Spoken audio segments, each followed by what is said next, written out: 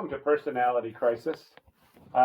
Today, we're going to be talking to one of my favorite bloggers of all time, Steve M., who's maintained a blog called No More Mr. Nice Guy. For about how long now, Steve?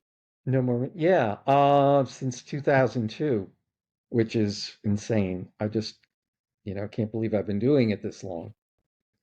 And But yeah, one of the things about this blog to me is that it's been remarkably prophetic about a lot of things. One of the things I remember reading about, I don't know when this was, maybe 2016 or maybe 2012, was sort of depressing to think about this whole trajectory. That there was a little bit of anti-vaxx stuff going on. And Steve M. wrote, imagine what will happen if the right ever gloms on to anti-vaxx stuff. Because, the anti-vaxx stuff maybe originated on the left, but it was just some weirdos in Mercer County without really much of a megaphone. But with a right-wing megaphone that has the power to do incredible amount of damage. Yeah. So do you want to talk yeah, about that prediction? I thought that was really amazing. I know. And you remembered it, and I had forgotten that I wrote this. And I pulled it up. It was whatever, 2012. Um, can you imagine if vaccine skepticism were seized on by the right-wing noise machine? It would spread like wildfire. A third of Americans simply wouldn't vaccinate their children, insisting that the health effects of vaccination are just a theory. Every Republican in Congress would have to sign an anti-vaccine pledge. There'd be movements to make vaccines illegal in the red states. I just, yeah, I'm looking at this and I'm saying, I mean, part of it, you were asking me before we were talking before the show or before, and when we were setting this up about, why I saw things that other people didn't. And it was really just, I think it was because I saw how extreme they were by going kind of directly to the way they talk when we're not listening. I spent a lot of time on Free Republic. I spent a lot of time on Lucian.com. The message boards, I hope that's not me. Just the no, hello? Yeah, I was listening to uh I was paying attention to how they talk amongst themselves, and also how they talk on talk radio, and eventually on Fox, that a lot of people weren't paying attention to. I was reading transcripts of Rush Limbaugh monologues, and I just thought, well, when you see Alan Simpson on Meet the Press on Sunday morning, he's all very polite, but this is how they really feel, and they hate us. They fucking hate us. They want us eliminated from public life. They think we're incredibly evil. There was a an online poll at I think the New York Post in 1999 saying who is the most evil person of the millennium, and of course Hitler and Stalin and whatever. And Free Republic started a write-in campaign to get Bill Clinton and Hillary Clinton on the list, and they got them to number 2 and number 6, I think. And it's just, that's how much they hate. And you see things like the Clinton death list, and Jerry Falwell saying, "Oh, Clinton had this one killed," and running drugs in Mina Airport. And they really, their idea of how what Democrats were and how dangerous we are and how evil we are was so much more extreme than what some polite Republican senator would say on Meet the Press. And I thought, this is how they really feel. This is how the party really feels. And more the politicians appeal to that, and we're appealing to that, but it was gradual. And the mainstream press wasn't paying attention to talk radio. They weren't paying attention to the content of talk radio. They didn't pay attention to the content of, a Glenn Beck's show once he was on Fox, or even Bill O'Reilly, Sean Hannity. And it was obvious they hated us. And they were extreme, and they were conspiratorial, the vaccine stuff, conspiratorial thinking, and wanting to make it illegal to be liberal. which is what I think we're starting to see now. They're talking more and more about, Trump wanting to crack down on liberal organizations. It's coming. That's what I saw, and I wasn't surprised. I was always looking for the worst case scenario, just because I wanted to write about that. Let's imagine this. Let's kind of imagine how bizarre they're going to get, how extreme they're going to get, just as a thought exercise. And then some of it actually happened. A lot of it actually happened. Sorry, that was a long answer.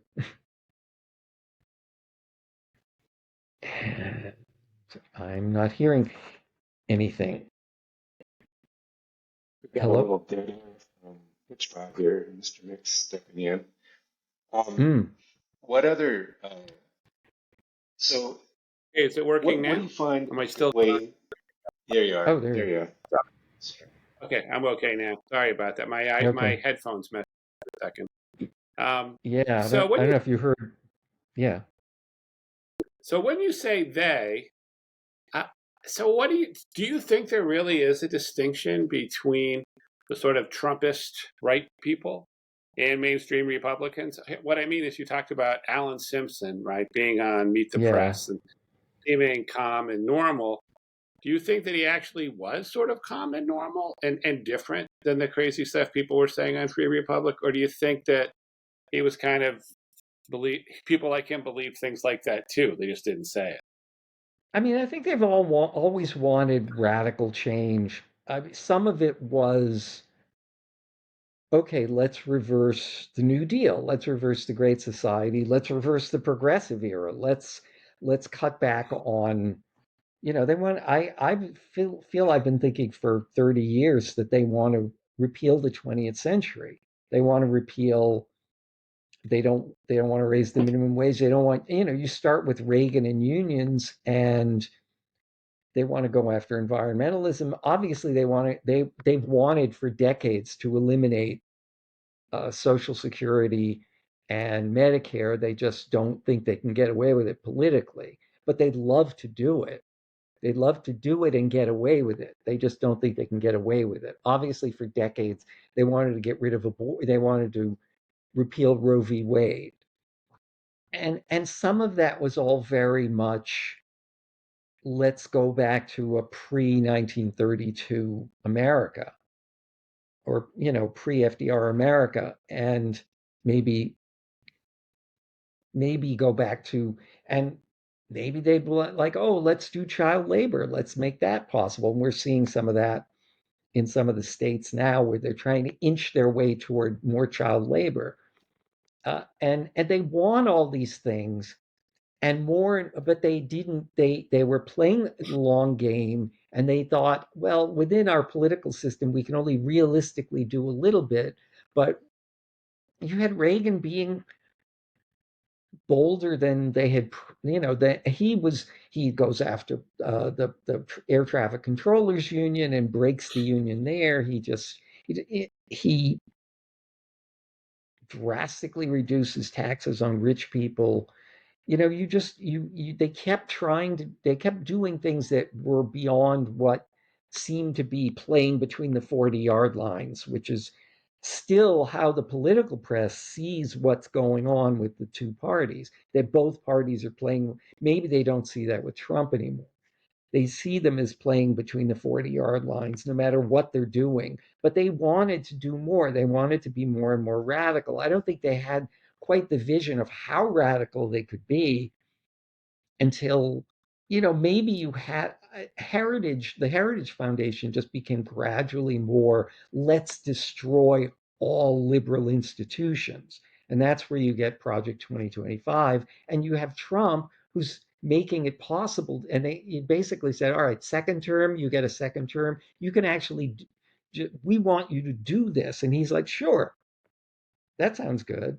I hate my enemies. Let's destroy them, because there's such an overlap between his personal enemies list and their institutional enemies list.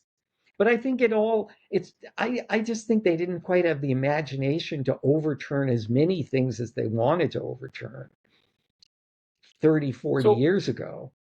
But they so why do wanted to you do it.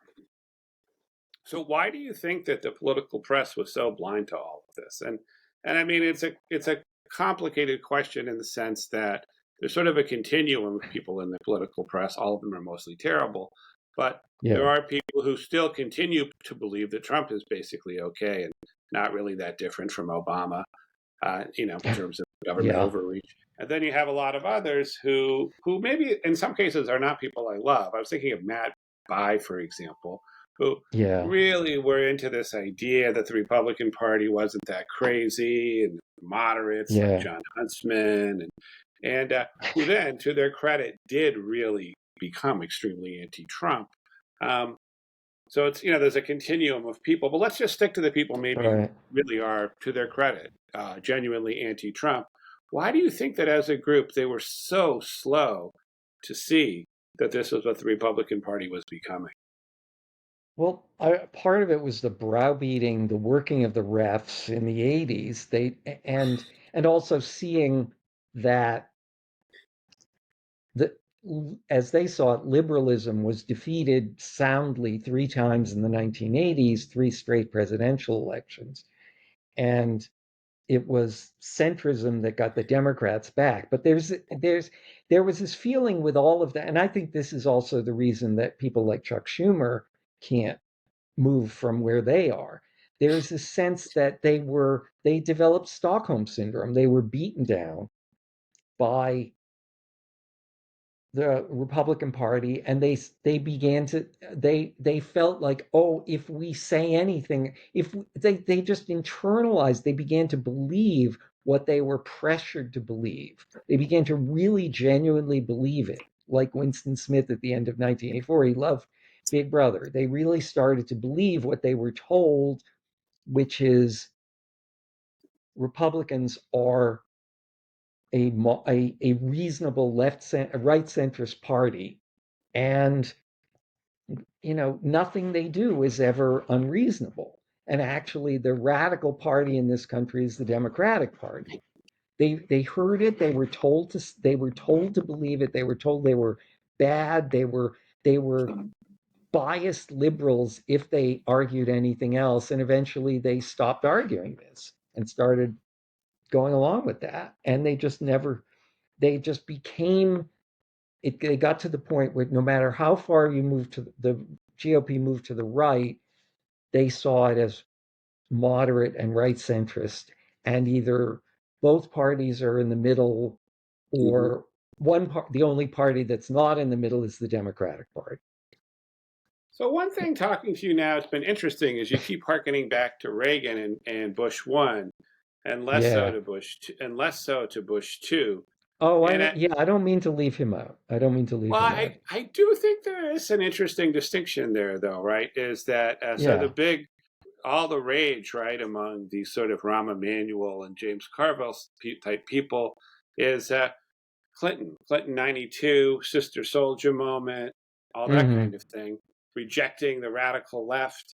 And Obama, although I think it is unfortunately true that he governed as more of a moderate than he should have, uh, Yeah. didn't really do that, right? I mean, the thing with his, what was that stupid Reverend Wright thing, of course he had to distance himself from that, but it wasn't quite the same. I don't feel like, Well, I don't feel that, he oh, go did ahead, say sorry. that we're not, we don't have a red America and a blue America. We have one America. I mean, he was very much, obviously, that was his big line in Right. 2004. But I think you can make a reasonable argument that I think you can argue that a president, it's good politically to stress unity, right? Uh, Yeah, Without yeah, saying that you have to sell yourself, or that you have to have constant sister soldier moments and constantly be right. renouncing. You know, I think Hmm. I think it's sort of different. Yeah. No, I think you're right. I want to go, I haven't looked back. I have this memory. My memory with the sisters, particularly the Sister Soldier moment, is that he went after her, but he didn't do what we're hearing from Rahm Emanuel and James Carville right now, where every time they talk about how bad the Democrats are. They talk. He didn't say, "Oh, I'm not like Walter Mondale, where I put up with this," or Mike Dukakis. he didn't attack his own party. He just attacked her, which is, is bad enough, but it's not, it wasn't this full-fledged attack on his own party, but it was obviously attacking to the center. I don't know where I'm going with this, but So why do you think now, right?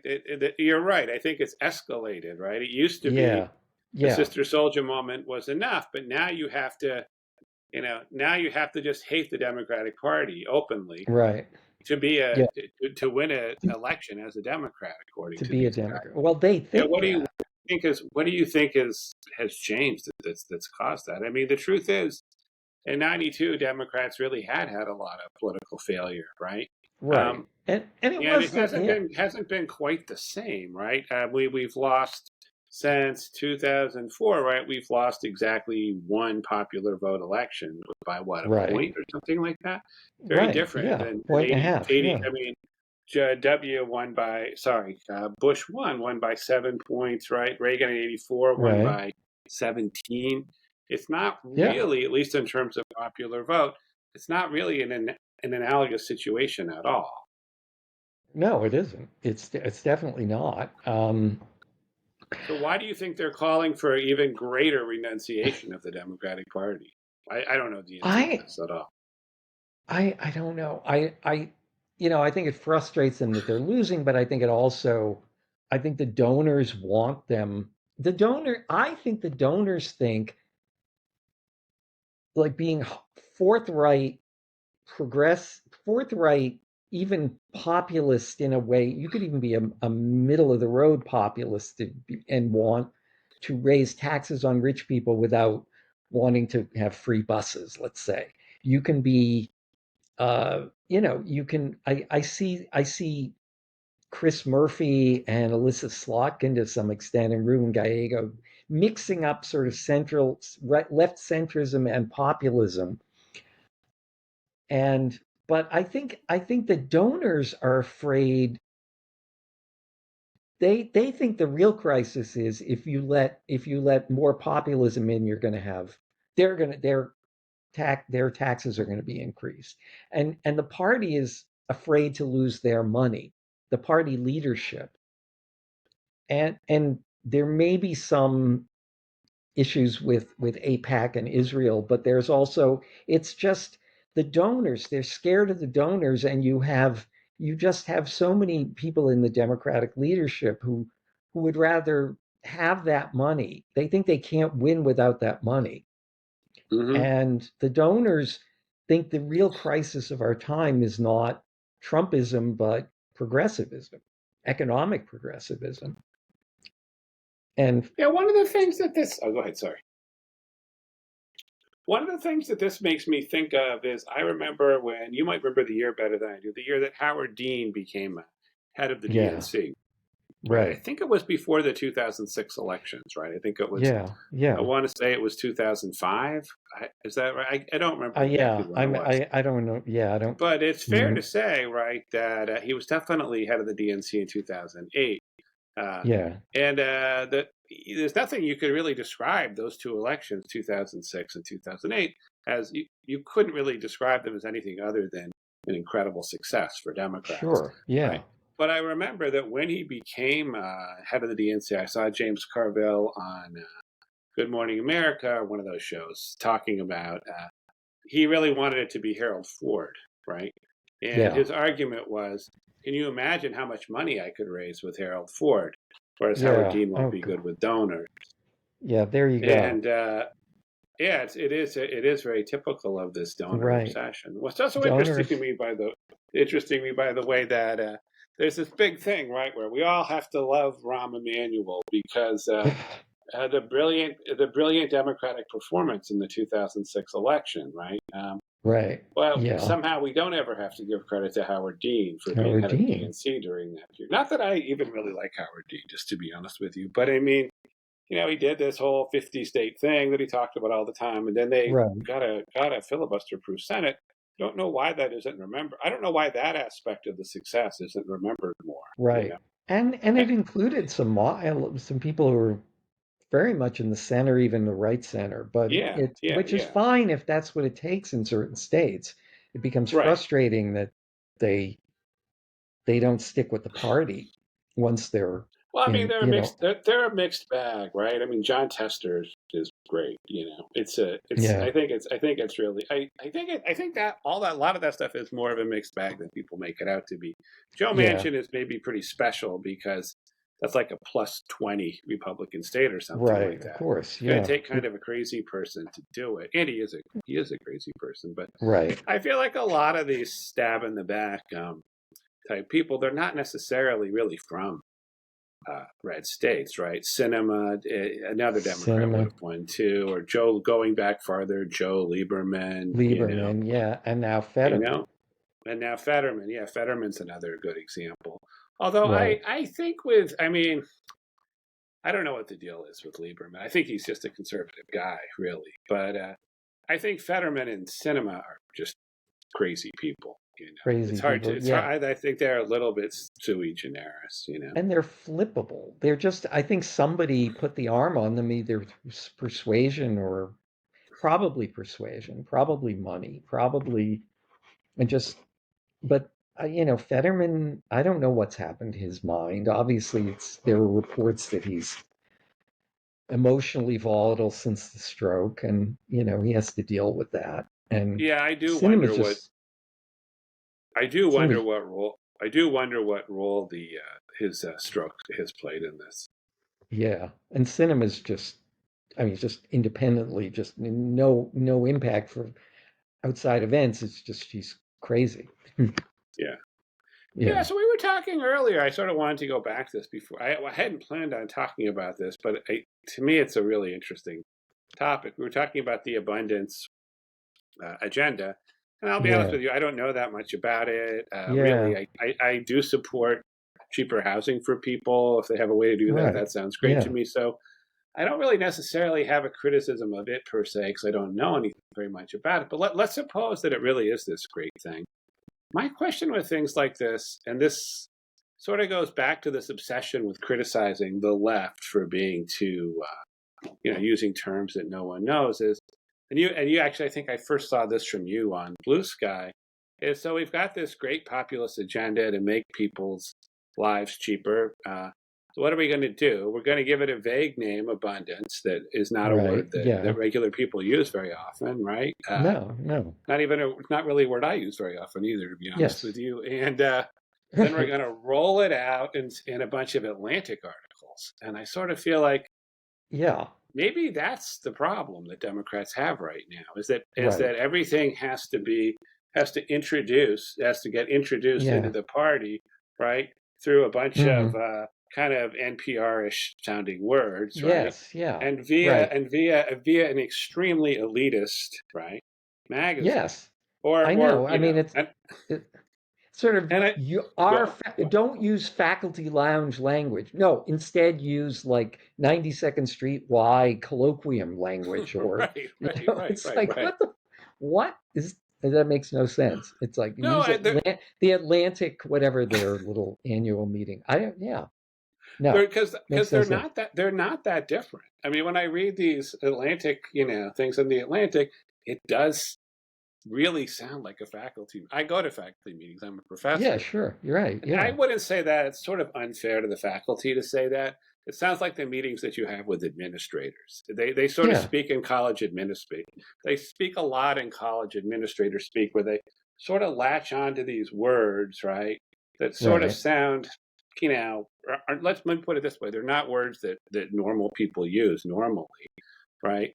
right. But they have a certain ring to them. It's very unclear what they mean, and they just kind of spew those words at you. That's what I generally find it to be like when I interact with college administrators, and Yeah, that's exactly what that's exact. It's very strange to me that in this era where we're obsessed with trying to make Democrats sound more like regular people, which honestly in favor of for the most part, right? sure.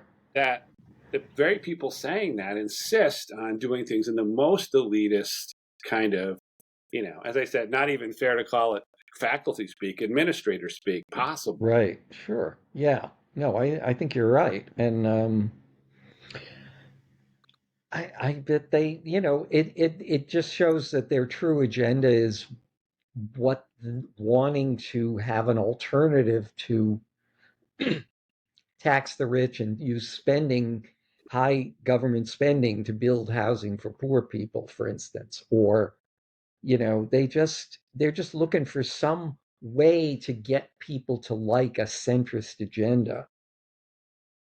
And so, Yeah, oh, well, this makes it sound like a positive thing. We just get rid of all the permitting processes and we get rid of all the environmental, but we have all these other things that are just seem benign, and to some extent they are, but they just want an anti-progressive. I really think that the rich Democratic donors think the biggest crisis right now is not Trumpism, it's progressivism. I think I just said that 10 minutes ago, but maybe I didn't say it. I was thinking of it. That's what they think is the crisis, the immediate fire that they have to put out. What Trump is, enacting fascism, and they want to put this fire out instead.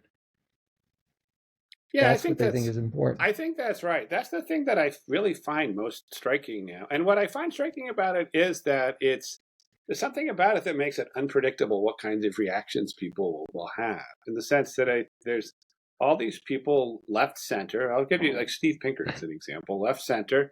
He's given like the third most money to Democrats of any professor at Harvard or something like that. So I Yeah. believe him when he say he wants to elect Democrats. I take him at his word.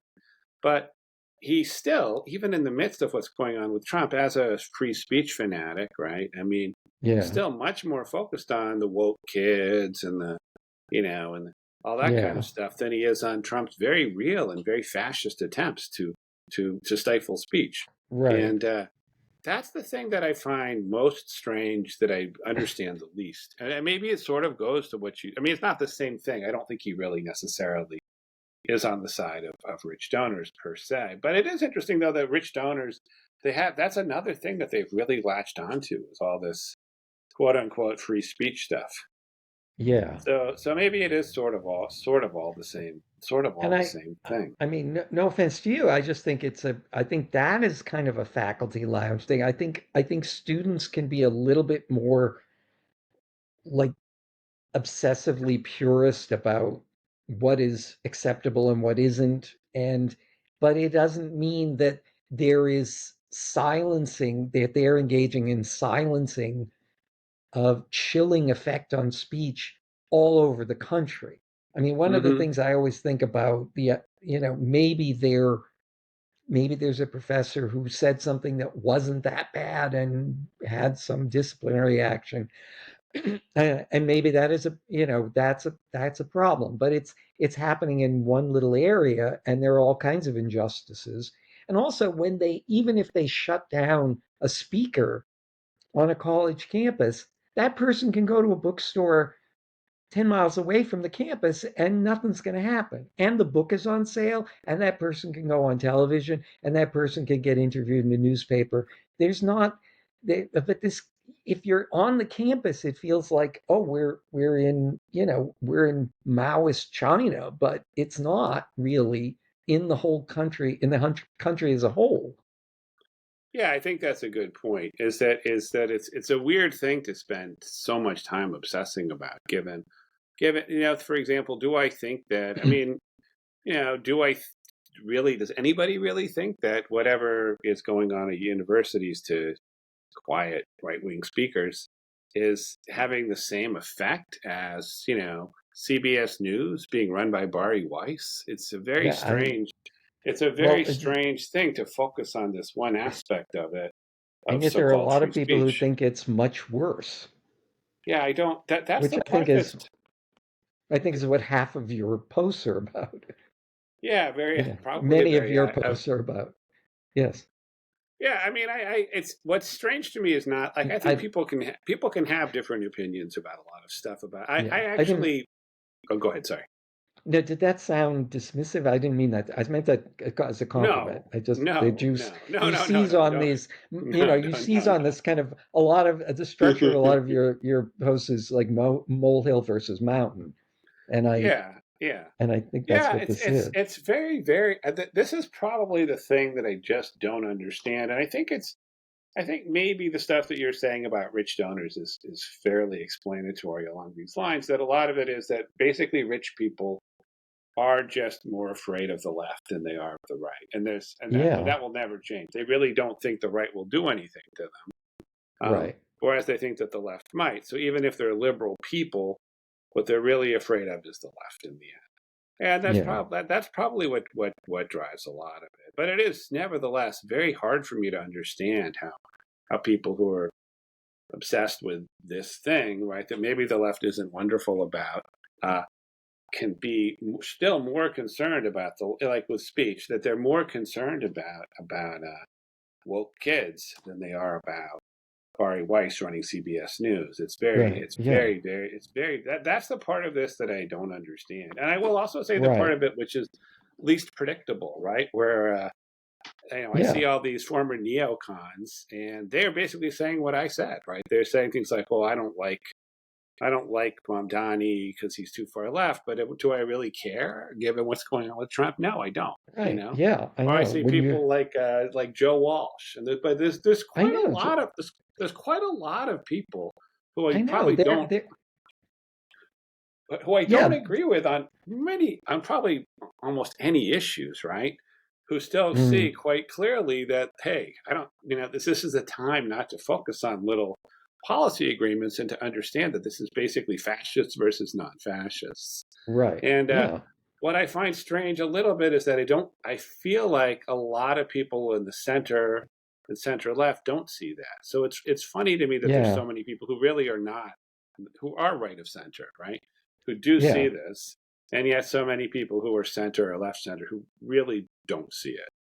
Yeah. Well, I mean, the neocons, in the Joe Walsh, those people, they grew up in the Republican Party. They didn't grow up in a thing of, oh, gee, I must be a terrible person because the Democrats. That's how they've internalized the bashing of them by the Mm-hmm. right. So they think, oh, I must be a terrible person for being liberal. I must be a terrible person for being a Democrat.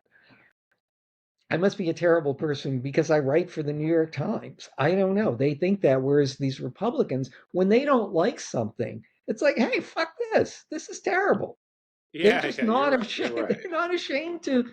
You're right. You're right. And there isn't all the wringing of the hands about the poor people, Yes, and people are sad. They're not fascists. They're just sad because they shut down the factory. Yeah, you're right. yes, They just say it's bad. They just it's say it's bad. bad. They don't have to qualify it with all the sob stories and Right. examining their own biases and all that Yes, bullshit, right. Yeah, Yeah, yeah, that's it. Yeah, that's a good point. yeah. They'll So, take their own side in an argument. so there's one other thing. I probably need to wrap this up soon. Do you have Oh, that yeah. John? Do you have that John Huntsman rapper Oh, yeah, post yeah. handy? That was one of my favorites of all time. Yes. I please, Huntsman, don't hurt him. Which was anyway. That's the Was that the title of name the that. post? Yeah, that was the title. Yeah, that was the name of the big Hammer album. Yeah, he had, and this is 2011. He was going to run for president, and people were asking him, or I had one he said, I had one person who came up to me at an event in Florida and said, if you get into this, are you going to take it to the president, take him down and all this, eviscerate him? And I said, ma'am, you've just described a losing strategy for the next Republican. You're either able to take a message to the heart and soul of the American people that they can connect with, or you're done. And he goes on like this. And I just said, I feel as if this is like the moment in rap music when gangsta began to triumph over everything else. Huntsman is like a rapper who isn't gangster, doesn't want to be gangster, knows that some people making their name on gangster don't want you to. I don't know what this part about authenticity is. The problem is Huntsman is like MC Hammer, a family-friendly rapper with mass-market dance moves and baggy pants, and he's certain that sooner or later people are going to get tired of all those songs about gang banging, and what they want instead is him and his G-rated rhymes and his dance moves and his clown pants, because that was popular before gangster. And there were questions about gangster rap at a certain point, but we never went back to and I said MC Huntsman. I don't even know if that's a typo. And those pants. What never came back was MC Huntsman and those pants. And Yeah, that's how it felt. Like he's like, oh no, they're really going to come to the. It was almost like the Republican version of, oh, the fever will break. No, yeah, the yeah, yeah, fever is yeah. never going to break.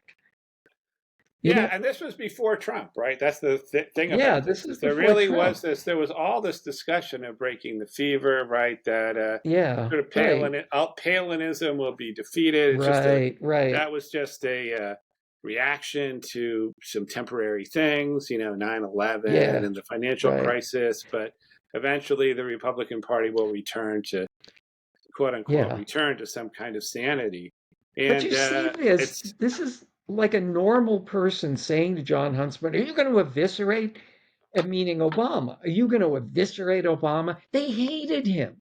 And hmm everyone thinks, oh, actually, all the Republican politicians were normal before Trump came along. All the Republican voters were normal before. No, they weren't. This is who they were. Will you eviscerate? I mean, there were even signs with Obama as with a bone through his nose as like, oh, hmm the doctor will see you now, like a witch doctor, quote unquote. That was who they were in long before Trump. And, it just everyone's, the belief seems to be, oh, everyone was normal and then Trump made everyone crazy. They were like that. They were feral hmm during the Tea Party era. No, I And think they were that's the thing I think that people need to understand about Trump, right? Is that right. he doesn't really have core beliefs. He's kind of surfing the wave. I mean, he has a couple crazy ideas, like the tariffs, for example. They're just sort of Yeah. crazy. It's not really clear why he believes them and stuff. But a lot Yeah. of what he's doing is just surfing the wave of right wing craziness, right? He watched But a lot of well, Fox News. He absorbed a lot of it, and he's I think he playing on their absorbed a lot. craziness. I think he has been red pilled in the sense that he's now believes it all, believes a lot of Yeah, that. He's got his own right. version of it, which he wound up picking up on this kind of paleo-conservative, let's hate war kind of worldview of Mm. some branches of conservatism. Maybe he got that from Steve Bannon. I don't know, but I think he picks this stuff up, and then he starts to. I think he starts to believe it. I think he has really internalized that. I don't think he'll Oh ever. yeah, yeah, I was always skeptical in the early days of the first term of, oh, what if he becomes a liberal? What if he decides to do a big deal? No, I mean he watched so much Fox that he just he wanted, and also he wanted Democrats to defer to him. When he would right. meet with Pelosi and Schumer, maybe on some infrastructure deal, he was angry that they didn't give him everything he wanted. And then he sort of reverted to what Fox always told him, which is Democrats are bad. And I think he's really internalized that. He also, if we talk about deep-seated beliefs, he hates black people. He hates Yes. Hispanic people. That's a deep-seated belief. We know that from like going all the way back to when they were discriminating against, black people in the Trump real estate business. hmm So, yeah, Yeah, that's that's true. That's yeah. true. So I mean, a lot of people see it the way you see it. I tend to see him as now having they're an inch deep, but they're because he just got them from watching television. But I Right. think he's really I think he's a little more solidly right wing Oh, I think than he is too. But I think I think in a lot of ways, it wasn't that he made the Republican Party crazy. The Republican Party made him, in some sense, he was already crazy in many yes, ways. But there that's are a ways in which the Republican Party made him crazy, not vice versa. that's a good He way of putting he it. latched on to crazy ideas, which he now believes, but he didn't really Right. come up with them on his own. Yeah, that's a good way of putting it. Yeah. They made him crazy. So I think that seems like a good note to close this on. Yes. That was a lot of Okay. fun, Steve. Yeah, Yeah, I that was really liked great. looking Yeah. over those old posts with you. I know. It's just crazy that I wrote this and that you remember them. Thank you. Yeah, it isn't that often that I read something that's that prophetic. The thing about the vaccines in particular. It made me Yeah. sad. Yeah, Great. I can't. All right. Well, good to talk to you. Yeah, great talking to you. All right. I Okay. will end this podcast. All right.